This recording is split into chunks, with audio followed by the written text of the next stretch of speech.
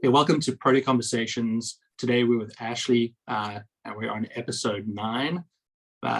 Welcome, Ashley. Can you introduce yourself to our viewers, please? Yeah, hi, I'm Ashley Kniffin. I'm an account manager at Protea Financial. I started in March of 2018, and I'm based out of Napa, California. Great. Well, thanks for joining us today. I know being on camera is not always everybody's favorite task, and it is a Friday morning. You're in California. I don't know out in Napa, but you're in Marin County. It's a pretty foggy, dull, gloomy day. Is here too. Which I can't really explain.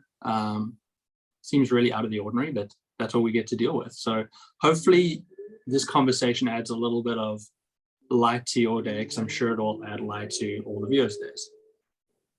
Perfect. Great. So let's start here. You joined Protea in March 2018. What did you do before you joined Protea? Prior to joining Protea, I started out at KPMG as an auditor in Dallas and Austin, Texas. And then I moved out. I did that for about 4 years. And then I moved out to California. I met my husband in Texas. He kind of moved me out here. And so I decided I didn't want to commute anymore. And I said, you pick where we live, I'll pick a job. And so in Napa, there's wineries. So I just did accounting for a few wineries, total of about probably 4 years in a few different wineries, doing cost accounting and vineyard accounting, and just kind of dove into the accounting world. And then I moved over to Protea, and it's been great ever since. Well, the feeling is mutual. We're really lucky to have you, so that's good news. One thing that we both have in common is our career started at KPMG. We also both spent 4 years at KPMG. So the reason I was at KPMG is because I wanted to become a chartered accountant, a CPA. I'm assuming same reason for you? Same, yes. Mm-hmm. So you are a practicing CPA? I am in both Texas and California. Great. Wow, that's a lot. What does it mean to you to be a CPA? Well, I mean, I guess just in the Protea world, it's really using my ability as a CPA to really help the clients and make them understand certain technical topics or whatever. I can kind of be on the client level on how to explain it so that someone that's not a CPA can understand it. So having the knowledge, on both sides, trying to explain it is super helpful, but just using my CPA abilities and getting the financials in a spot that is good for the client, and they can move their business forward how they need to, and focus on more of the focus on their business in the winery aspect and not so much on the financials. Yeah, I always feel like, any sort of title that you have from sort of hard work and some sort of education is helpful to provide sort of people that are feeling like, hey, they actually know what they're talking about. And I think, it's, for me, it's not a big deal if you're a CPA or not, but I think for people who aren't from the industry and haven't been in accounting, it means a lot to them, right? Like they see the title and feel like, oh, I can trust this person. Right. And I always do have to explain to people, I don't do taxes. Everyone just thinks, oh, taxes, it's tax season, so you must be busy. I'm like, well, we're busy for a different reason. I don't actually file taxes. That's a big misconception most people have. That is funny how in the US specifically, I think tax and CPA are sort of aligned. Mm-hmm. Where in South Africa, chartered accountant and tax provider doesn't really align. And there's just because there's different qualifications for people who are doing it. I mean, there are a lot of chartered accountants who are tax providers, but it's not as synonymous as it is here in the US. Though I did always have people reaching out to me asking for tax advice, and I always tell them, don't trust me with your tax advice because I don't file my own taxes. Same. I sent mine to my sister, who's a real tax CPA. Yeah. With most things, getting the experts that know what they're talking about is always good. And that's a good way to show it that you're practicing what we preach here at Protea. Get a specialist. Exactly. Yeah, I mean, the last thing on the sort of title, which I think for me is always nice, it's also sort of a validation in the hard work that we had to put in. You're going through the college and postgrads and the long hours, and it's just sort of a nice look down at that stamp of approval to say, I sacrificed a lot, but it was worth it. Absolutely. Okay, so you've been at Protea then 2018, 19, 20, 20, like 3 and a bit-ish, going on 4 years at this point, which, always impressive that you've put up with me for that long, which is great. Well, I did take a 7-month break, so my maternity leave. I do forget about the effective sabbatical that you took. In the middle. Exactly. Yeah, it's always funny thinking back on those types of periods, because I know I gave you a hard time because I know you can handle it. But we've had enough pregnancies, including my own wife taking significant time off for pregnancies as well. So it's part of life, and we celebrate it, and we're just thankful you came back. Absolutely. Thankful for you taking me back after so long, more than 4 months. Yeah, of course. Talk to me about your role as account manager. What does that mean to you? That means to me, so basically I'm kind of the face to the client and the communicator to the client. And we have a team in South Africa that I always also manage that are assigned to each of the clients. And they do most of the day-to-day nitty-gritty work. And, it comes to me for review, you spot check and make sure it's in line for a presentable document to send to the client. So basically we just kind of manage the teams over there, kind of manage the client, make sure everything's flowing properly and having controls in place and doing, we do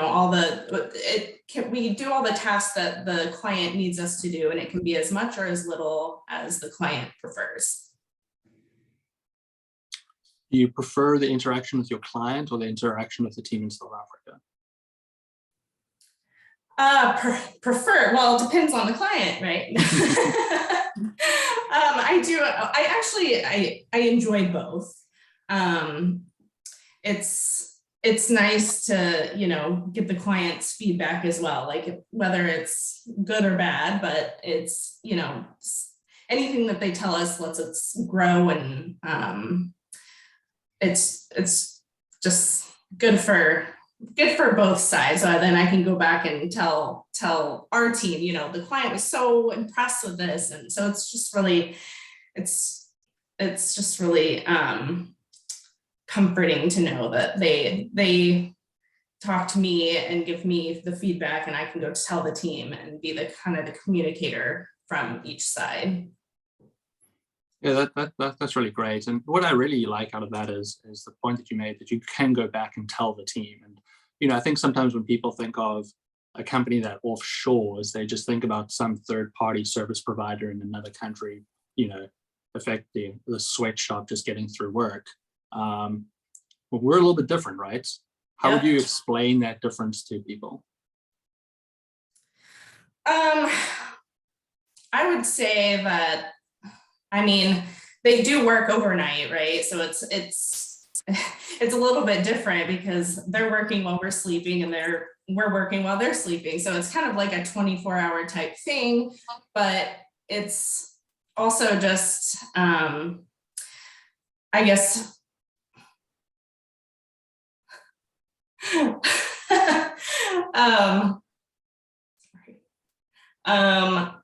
No, I think that's a great point, that, it does make us a little bit different and give us an advantage to our clients, that we're sort of spinning through things all the time, and, we're able to turn things around.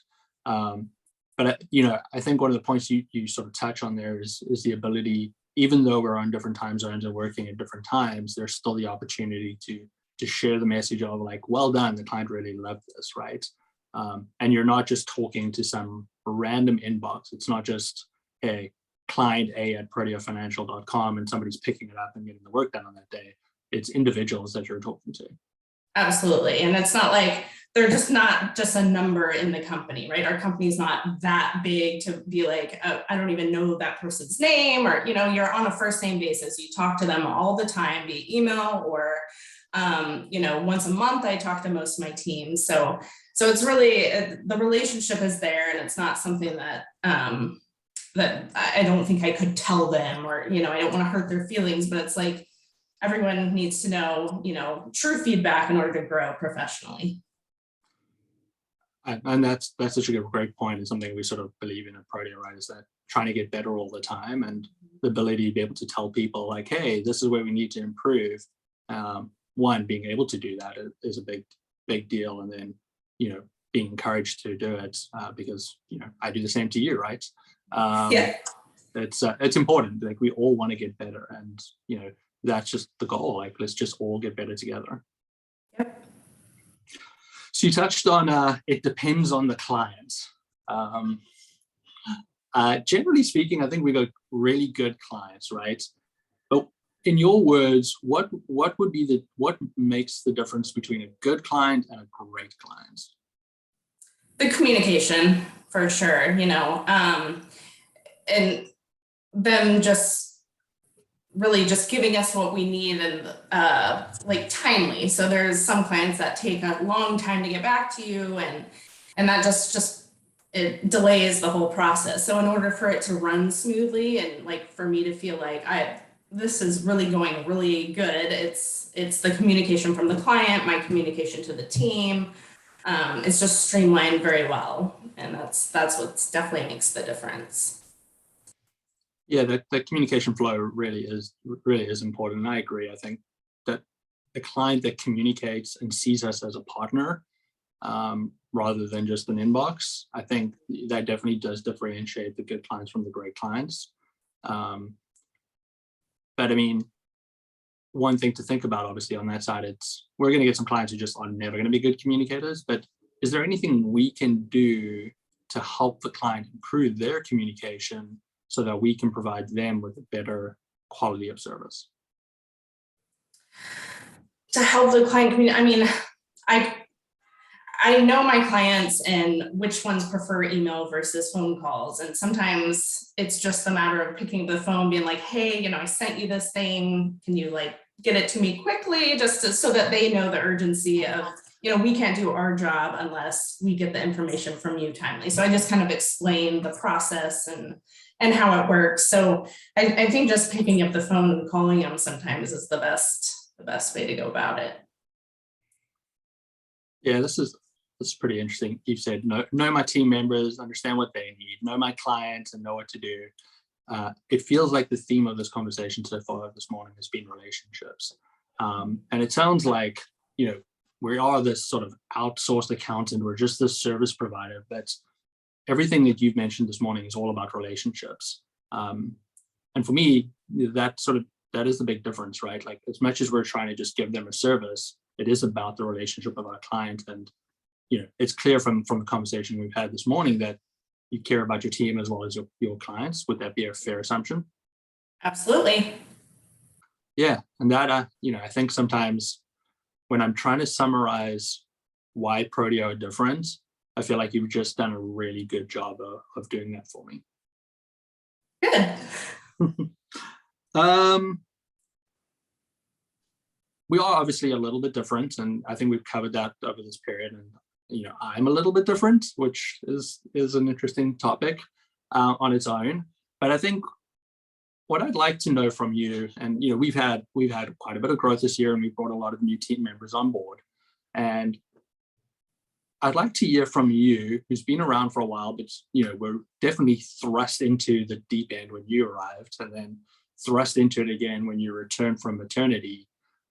What would be the best piece of advice you could give to anybody joining Protea that would help them be more successful with their time? Yeah. I would say definitely utilizing carbon to the best of their potential. That is just a lifesaver for, kind of dialing out your to-dos and when they're due, and giving more structure to your day. And also finding the schedule that works for you. What works for you might not work for me, and just kind of dialing that in and making sure that you're taking care of yourself as well as getting all your work done. Okay, so you're saying a remote worker needs to have structure in their day? Well, finding the schedule that works for you. And that could be any time of day. I mean, I never thought I would wake up at 5 in the morning and start working. It's just, it works for me to kind of get a little bit done before my kids wake up, and knowing that the team is kind of still working, if I can just do like some quick feedback communication, and if they're, you know, waiting on that communication in order to continue their task, then I don't keep them from delaying their tasks any further as well. So it just works for me, but it might not work for everyone. People might want to work way later, whereas I would rather go to sleep. I mean, I think there's a great message in there, right? Like, I think to be successful, you need to find structure in your life, but finding structure that is flexible to what is your requirements and what your needs are is so important. You know, everybody's different, and what is ideal structure for me and an ideal structure for you are two very different stories. Mm-hmm. A little bit of advice to the accounting industry. There's this constant conversation at the moment that there's not a lot of talent. People are leaving the industry. Less people are joining the industry. What would your advice be to somebody who's considering a career in the accounting space? What would you like to tell them?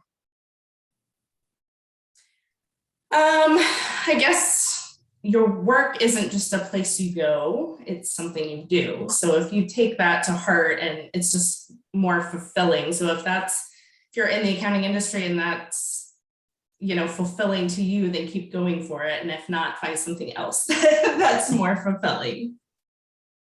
Because accounting, I mean, it isn't for everyone. And, you know, we've seen that, but it worked out for me and you. That's a great message. Do something that you love. Mm-hmm. And I think that's a great place to end this. So Ashley, thank you so much for your time. It was great to have you on Protea Conversations. Thanks for having me.